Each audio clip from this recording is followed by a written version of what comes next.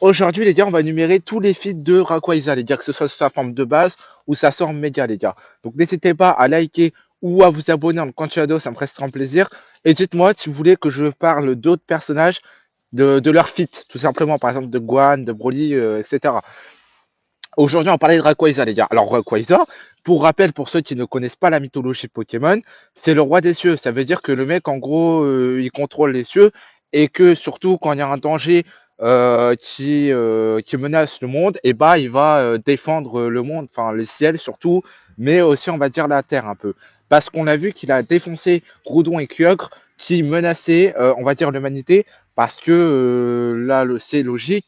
Tout simplement pourquoi? Parce que Kyogre a créé les océans, donc ça veut dire qu'il peut facilement créer ou même détruire un monde en faisant des vagues de je sais pas combien de mètres de haut. Et Groudon, il peut faire des volcans, etc. Quand il apparaît, vu que tellement il est chaud, voilà quoi, il peut faire fondre tout ce que tu veux et tout. Donc, c'est quand même deux menaces qu'il a quand même éliminées facilement. Après, vous allez me dire, il était sous sa forme méga, ok, pas de problème. Mais on va le voir même sous sa forme de base, qui est quand même sacrément fort. Pourquoi je dis ça? Parce que tout simplement, dans Pokémon, la nouvelle série, la Horizon, on va avoir un nouveau Rayquaza Shiny.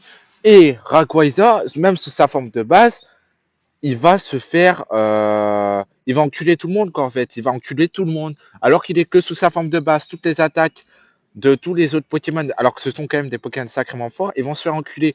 Par contre les gars, il y a une limite, ça veut dire que on va dire, il est au-dessus de tout le monde, mais au-dessus de lui, il y a quand même cette garde Shiny qui est plus fort que lui, c'est sa forme 50%. Mais les gars, sa forme de base, c'est quand même sacrément fort. Et apparemment, les gars, là, dans la légende, c'est lui qui a apporté la méga évolution. C'est-à-dire que lui-même, c'est une source de méga évolution. Non, les gars, c'est trop cheat. Et en plus de ça, les gars, quand j'ai appris ça, c'est exceptionnel.